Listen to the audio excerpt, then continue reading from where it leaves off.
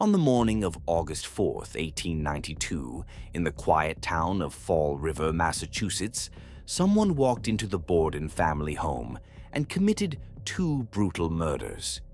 Andrew Borden, a wealthy businessman, was struck in the head with a hatchet while napping on the sofa. His wife Abby was killed upstairs, her skull crushed by repeated blows. The only person in the house at the time was Andrew's 32-year-old daughter, Lizzie Borden. She became the prime suspect. She was arrested, tried, and after one of the most sensational trials in American history, acquitted. But that didn't answer the question that still haunts this case over 130 years later. Did Lizzie Borden get away with murder? This is the story of the Borden murders, a Victorian courtroom drama where the evidence doesn't quite add up, and where reasonable doubt saved a woman who may or may not have committed one of the most infamous crimes in American history. Fall River, Massachusetts in 1892 was a prosperous mill town. Andrew Borden had made his fortune in real estate and banking. By Victorian standards, he was wealthy, worth nearly $500,000, an enormous sum at the time. But despite his wealth, Andrew was famously cheap. The family lived in a modest house on 2nd Street in a neighborhood that was already declining. No indoor plumbing, no gas lighting. The house was heated by a coal stove, even in the brutal New England summers. Andrew was 70 years old, cold and controlling. His second wife, Abby, was 64. She had married Andrew when Lizzie was just 3 years old, after Lizzie's mother died. Lizzie and her older sister Emma never accepted Abby as their mother. They called her Mrs. Borden and barely spoke to her. The household was tense. Andrew's penny-pinching ways frustrated his daughters, who wanted him to move to a better neighborhood. There were disputes over money and property. A few years earlier, Andrew had transferred a property to Abby's family, and Lizzie had been furious. The relationship between Lizzie and her stepmother had become openly hostile. Living in the house that summer were Andrew, Abby, Lizzie, and the family maid, Bridget Sullivan. Lizzie's sister Emma was away visiting friends. Also staying with the family was Andrew's brother-in-law, John Morse, who had arrived the day before the murders. The night before the murders, both Andrew and Abby became violently ill. They suspected food poisoning. In the days leading up to August 4th, Lizzie had been acting strangely. She had tried to purchase prussic acid, a deadly poison, from a local drugstore, claiming she needed it to clean a sealskin cape. The pharmacist refused to sell it to her. The morning of August 4th, 1892, was brutally hot. John Morse left the house early to visit relatives. Andrew left for his morning routine, checking on his properties and conducting business downtown. Abby stayed home, and so did Lizzie. Bridget, the maid, was washing windows. At some point that morning, Abby went upstairs to the guest bedroom to make the bed. Someone followed her. The killer struck her from behind with a hatchet, hitting her 19 times. The attack was ferocious. Abby fell face down on the floor between the bed and the dresser. She died where she fell. Andrew returned home around 10:30 in the morning. He settled onto the sofa in the sitting room to take a nap. The killer struck again, 11 blows to the head, delivered while Andrew lay on the couch. His face was destroyed. One of his eyes had been severed and was hanging from the socket by a thread. At approximately 11:10 a.m., Lizzie called out to Bridget, who was upstairs resting. "Come down quick. Father's dead. Somebody came in and killed him." Bridget rushed downstairs and saw Andrew's body on the sofa. She ran across the street to get the neighbor, Dr. Bowen. Within minutes, the house was filled with neighbors and police officers. Lizzie told police she had been in the barn looking for fishing equipment when her father was killed. She claimed she didn't know what had happened to Mrs. Borden. She thought Abby had gone out to visit a sick friend. But when police searched the house, they found Abby's body upstairs. She had been dead for at least 90 minutes before Andrew was killed. The blood under her body had already coagulated and dried. This meant that whoever killed Abby had waited in the house, waited for Andrew to come home and fall asleep, and then killed him too. The police began to suspect Lizzie almost immediately. Her story didn't add up. She claimed to have been in the barn during her father's murder, but when police checked, there were no footprints in the thick dust on the barn floor. The heat that day was oppressive, over 90 degrees. Yet she claimed she had spent 20 minutes in a stifling, unventilated barn loft looking for sinkers for a fishing trip she had no plans to take. Her timeline was vague and kept changing. She gave different accounts of where she was and what she was doing. She showed no emotion when viewing her father's mutilated body. When asked about her stepmother, Lizzie said she had heard a groan or a scraping sound earlier that morning, but hadn't investigated. 3 days after the murders, Lizzie was seen burning a dress in the kitchen stove. She claimed it was paint-stained and worthless, but the timing was suspicious. This was the dress she had been wearing on the morning of the murders. On August 11th, 1 week after the killings, Lizzie Borden was arrested and charged with the murders of her father and stepmother. The trial began in June 1893 and became a national sensation. Newspapers across the country covered every detail. Women filled the courtroom gallery every day, dressed in their finest clothes, treating it like a social event.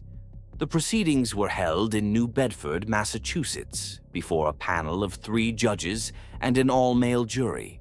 The prosecution's case was circumstantial but compelling. District Attorney Hosea Knowlton laid out the evidence methodically. Lizzie had motive. She hated her stepmother and stood to inherit a fortune. She had opportunity. She was the only person confirmed to be in the house when both murders occurred. She had tried to buy poison just days before. She burned a dress 3 days after the killings. Her story was full of inconsistencies. She couldn't keep straight where she had been or what she had been doing that morning. The prosecution brought Bridget Sullivan, the maid, to the stand. She testified about the household tensions, the cold relationship between Lizzie and her stepmother, the strange events of that morning. But under cross-examination, Bridget remained loyal to Lizzie, refusing to directly implicate her employer's daughter. Dr. Bowen, the family physician who arrived minutes after the discovery, testified about the crime scene. He described Andrew's mutilated face in clinical detail, how the wounds had been inflicted from above while Andrew slept, how the killer must have stood over him with the hatchet. The jury sat in grim silence as the photographs of the victims were passed around, but the defense had powerful arguments too. There was no direct evidence. No one had seen Lizzie commit the murders. No murder weapon was found. Police discovered several hatchets in the basement, but none could be definitively linked to the crime. The hatchet head with the broken handle had been cleaned, but was it cleaned recently or long ago? Experts disagreed. There was no blood on Lizzie's clothes or person. When police searched her room, they found no blood-stained garments hidden away. The prosecution claimed she had committed the murders naked or nearly naked and then washed up thoroughly. But this seemed absurd to the jury. How could someone strip down, commit 2 brutal murders, clean themselves completely, dress again, and show no trace of it? And where would all that blood have gone? The police had searched the drains, the yard, the privy. Nothing. Most importantly, the defense argued that a woman, especially a respectable, church-going woman like Lizzie Borden, was simply incapable of such violence. Victorian society couldn't fathom a woman committing such a brutal crime. Women were delicate, emotional, weak. They fainted at the sight of blood. They didn't bludgeon people to death with hatchets. This wasn't just a defense argument. It was a deeply held belief in 1893 America. The defense attorney, George Robinson, played on every Victorian prejudice about women and femininity. He portrayed Lizzie as a devoted daughter, a Sunday school teacher, a model of propriety. Could this refined young woman really have committed such an atrocity? The jury, looking at Lizzie sitting demurely in the courtroom, dressed in black, her face pale and composed, found it impossible to believe. The prosecution was handicapped by the rules of evidence in ways that crippled their case. Lizzie's contradictory statements to police in the immediate aftermath of the murders were ruled inadmissible. The judges decided they had been made under duress and without proper legal counsel. This meant the jury never heard about how her story had changed multiple times in those first crucial hours. Her attempt to buy prussic acid, one of the deadliest poisons known to Victorian science, just days before the murders was excluded from evidence. The judges ruled it was prejudicial and had no direct connection to the Hatchet murders. The jury never knew that Lizzie had tried to obtain poison. Most damaging of all, the jury never heard about the dress burning. 3 days after the murders, Lizzie was seen burning a dress in the kitchen stove. Her explanation, that it was paint-stained and worthless, came long after the fact. But the judges ruled this evidence inadmissible as well, deeming it too removed from the actual crime. The jury had no idea that Lizzie had destroyed potential evidence. The trial focused only on the physical evidence found at the scene, and without the context of Lizzie's suspicious behavior before and after the murders, it simply wasn't enough to convince the jury beyond a reasonable doubt. If you're enjoying this deep dive into one of history's most famous trials, please hit the like button and subscribe to The Crime Historian. It helps us bring you more forgotten cases from the past. The defense presented Lizzie as a victim, a grieving daughter subjected to unfair suspicion because she was the only one in the house. They suggested that perhaps John Morse, the uncle, had committed the murders, or maybe an intruder had broken in. The evidence didn't rule out these possibilities. After deliberating for just over an hour, the all-male jury returned a verdict. Not guilty. Lizzie Borden walked free. She and her sister Emma inherited their father's estate, worth approximately $300,000, about $10 million in today's money. They bought a large house in the wealthy part of Fall River, the kind of house Lizzie had always wanted. She called it Maplecroft. Lizzie lived in Fall River for the rest of her life, but she was never accepted back into society. People crossed the street to avoid her. She was shunned by former friends. She died in 1927 at the age of 66, having never married, never publicly discussed the murders, and never confessed.